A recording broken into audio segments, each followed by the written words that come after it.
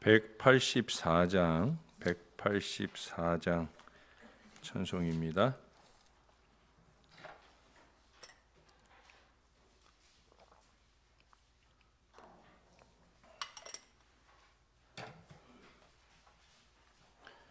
불길 같은 주 성령 간구하는 우리에게 지금 강림하셔서 영광 보여주소서. 성령이여 임하사 우리 영의 소원을 만족하게 하소서. 기다리는 우리에게 불러 충만하게 하소서.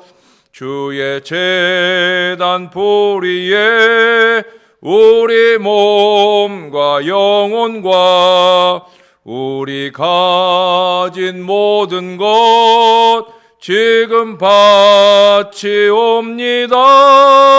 성령이여 임하사 우리 영의 소원을 만족하게 하소서. 기다리는 우리에게 불러 충만하게 하소서. 모든 것 다 바치고 비고핀 내 마음에 성령 충만하도록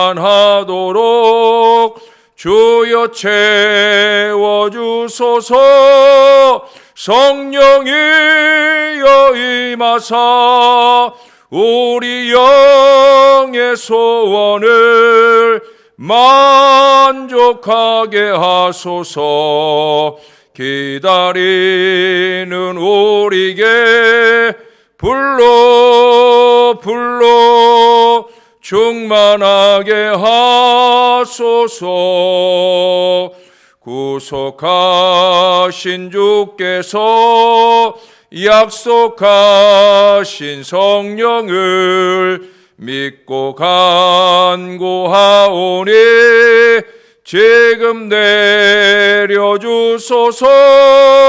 성령이여 임하사 우리 영의 소원을 만족하게 하소서.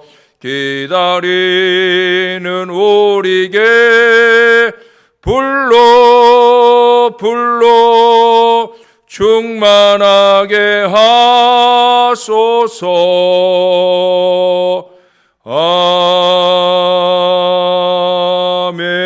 아멘. 그 다음 찬송 한 장 더 합니다. 185장 찬송입니다. 이 기쁜 소식을 온 세상 전하세.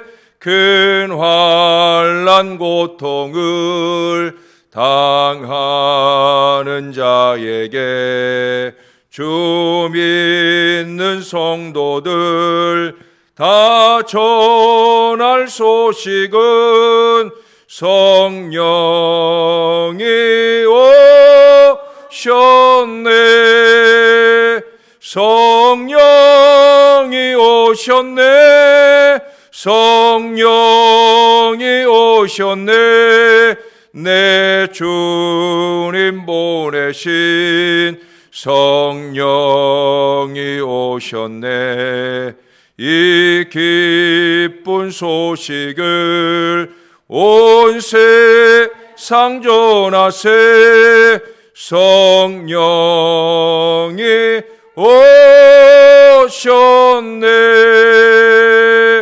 만왕의 왕께서 저 사로잡힌 자 다 구원하시고 참 자유 주셨네. 온 손 성령에 들리니 성령이 오셨네. 성령이 오셨네. 성령이 오셨네. 내 주님 보내신 성령이 오셨네. 이 기쁜 소식을 온 세상 전하세. 성령이 오셨네. 한없는 사랑과 그 크신 은혜를 늘 의심하면서 안 믿는 자에게 내 작은 입으로 곧 증언하리니 성령이 오셨네. 성령이 오셨네. 성령이 오셨네. 내 주에 보내신 성령이 오셨네. 이 기쁜 소식을 온 세상 전하세. 성령이 오셨네. 아멘. 우리 한번 기도합니다. 좋으신 아버지, 성령은 이미 오셨습니다. 2000년 전에 오셔서 이 땅으로 하여금 성령의 시대를 살게 하고 계십니다. 성령은 오시고 뭇 심령들 속에 그 성령이 충만하여 주님의 놀라운 은총과 역사를 힘있게 나타내 오셨사온데, 하나님, 오늘날 한국교회에 성령의 충만이 사라져가고 있습니다. 개인의 마음속에도 성령이 없고 교회 위에도 성령이 없고 성령이 고갈된 안타까운 모습으로 살아갑니다. 그래서 어리석게 자행자제하며 자기의 고집과 주장과 생각대로 사는 무지무식한 교인들이 많아져 갑니다. 하나님 아버지, 성령을 다시 좀 부어 주옵소서. 우리 안에 성령의 충만을 더하여 주옵소서. 오늘 이 아침도 성령이 우리를 도와 주시옵소서. 성령 하나님이 함께 하시길 소원합니다. 우리의 구주 되시는 예수님의 이름으로 기도합니다. 아멘. 오늘 말씀은 이사야서 44장으로 가겠습니다. 이사야 44장입니다. 한 절씩 교독해 읽습니다. 5절 말씀은 같이 읽겠습니다. 나의 종 내가 택한 이스라엘아, 이제 들으라.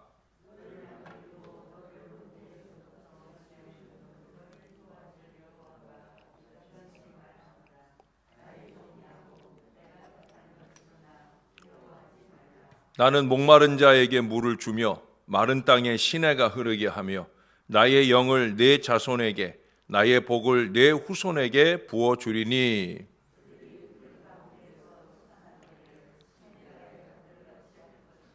한 사람은 이르기를 나는 여호와께 속하였다 할 것이며, 또 한 사람은 야곱의 이름으로 자기를 부를 것이며, 또 다른 사람은 자기가 여호와께 속하였음을 그의 손으로 기록하고 이스라엘의 이름으로 존귀히 여김을 받으리라. 아멘. 미국의 정신의학자인 톰 해리스 박사가 나도 오케이, 너도 오케이라는 책을 지어서 유명해졌다고 합니다. 그 책의 내용 중에는 인간이라는 건 천성적으로 변화를 싫어한다는 거예요. 그럼에도 불구하고 다음과 같은 세 경우에 변할 수 있다는 거예요. 첫째는 현재의 상황이 너무 괴로울 때, 그럴 때 변할 수 있다는 거예요. 정신병으로 변하든지 아니면 개선의 미래로 변하든지 변하게 된다는 거예요. 두 번째는 소망이 보이지 않을 때 또 변화가 일어날 수 있다는 거예요. 세 번째는 유레카의 상황에서 변화된다는 겁니다. 유레카의 상황이란 뭐냐?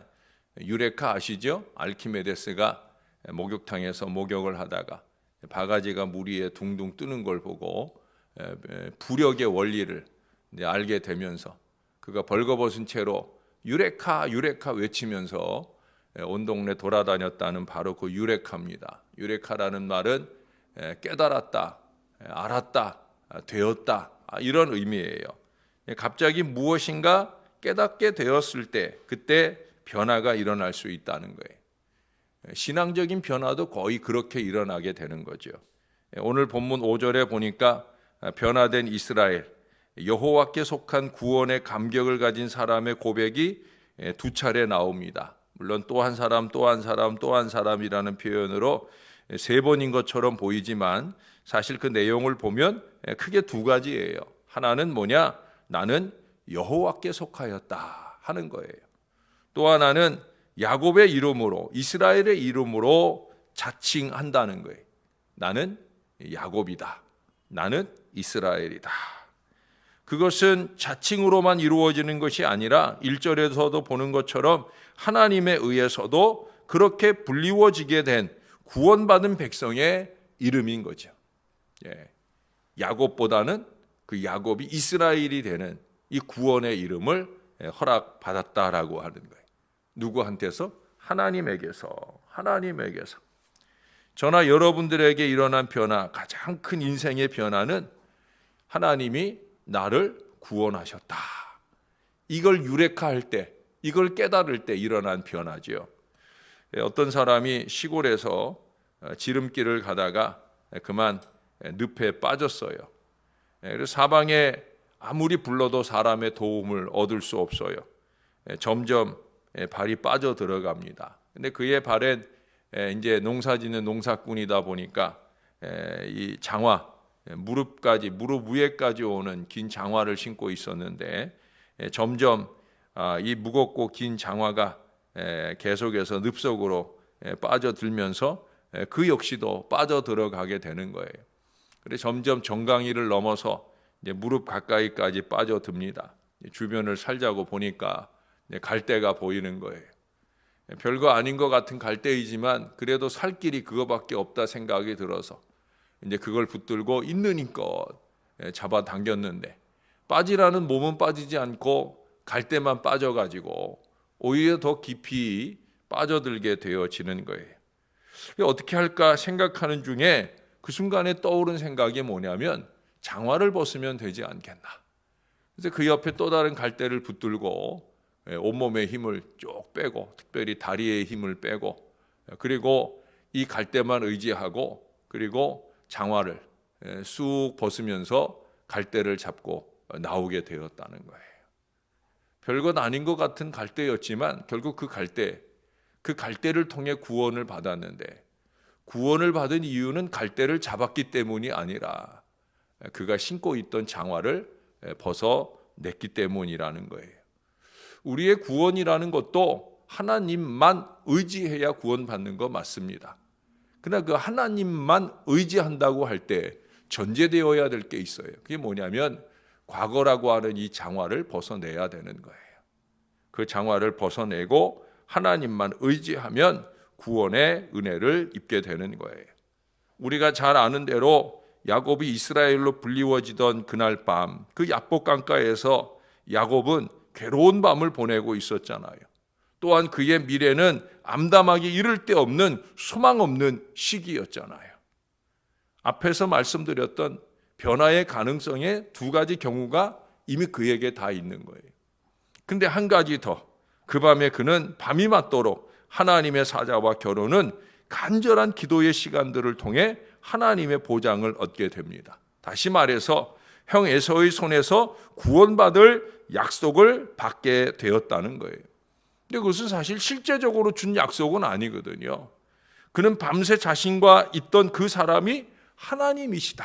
라는 사실을 유레카했다는 거예요. 알게 되었다는 거죠. 그의 축복 아래서, 하나님의 축복 아래서 변화된 새 아침을 맞이하게 되어집니다. 늘 똑같이 떠오르던 태양이었지만 성경이 말씀하고 있는 태양은 그에게 느껴지는 느낌은 다를 거예요. 또다시 아침 해가 돋았지만 그가 어제 보았던 그 아침 해하고는 다른 해를 만나게 되었을 것이라는 거죠. 한없는 소망과 용기의 빛을 그에게 비추어 주었고 그는 담대히 형을 만나서 결국 용서와 화해의 역사를 이루게 되어집니다.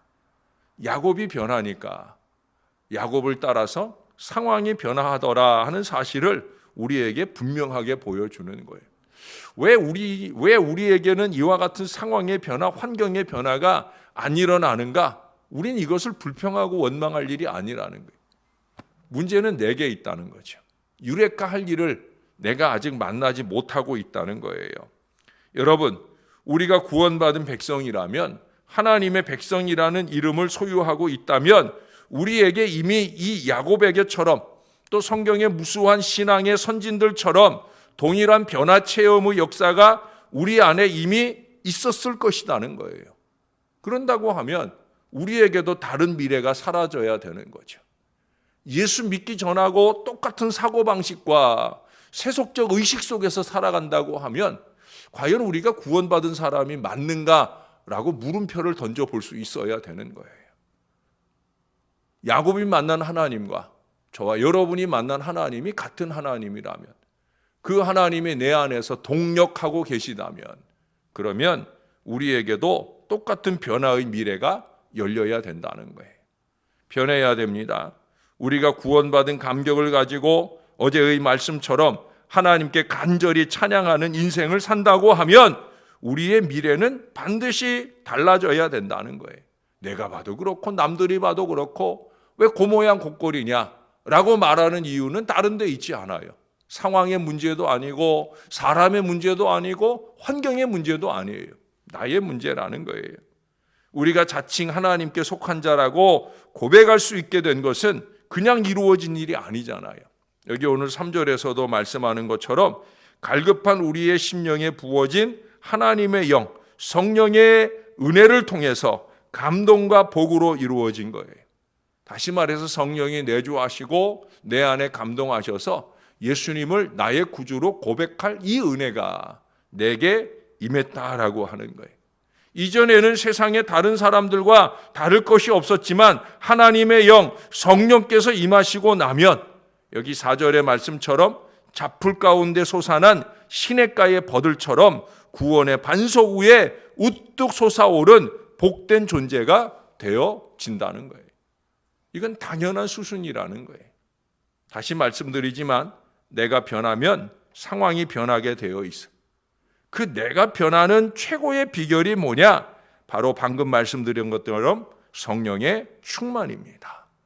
우리는 성령의 충만을 통해 변화된 새 인생을 살 수 있다는 거예요. 어떤 정신과 의사가 아침에 회진을 돌면서 한 환자의 방에 들어갔어요. 거기에는 환자가 한 명만 있어야 되는데 두 명이 있는 거예요. 근데 한 명은 뭐 하고 있느냐? 나무 막대기 2개를 가지고 실로 그것을 꼬매려고 애를 쓰는 거예요. 꼬매져요? 안 꼬매져요? 안 꼬매지는데도 그는 꼬매고 있다고 생각을 하는 거죠.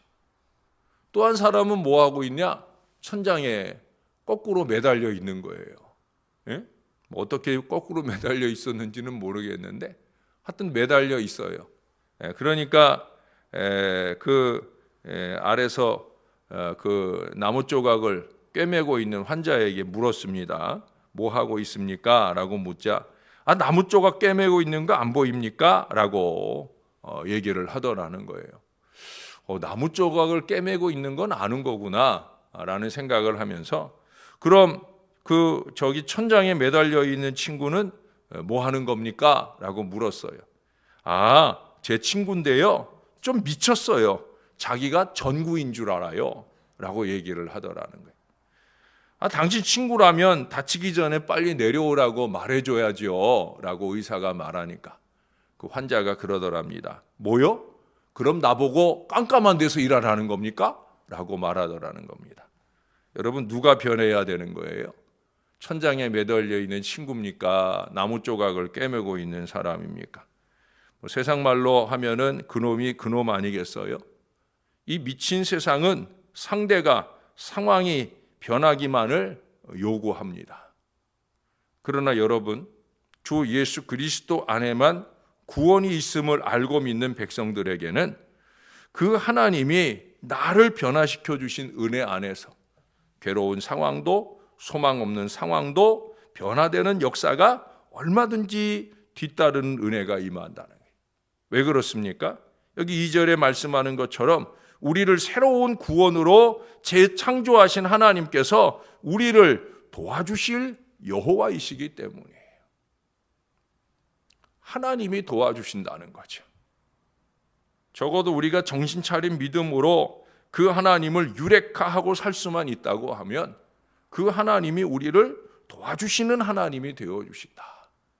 그러므로 두려워할 필요가 없음을 이어서 말씀하고 있는 거예요.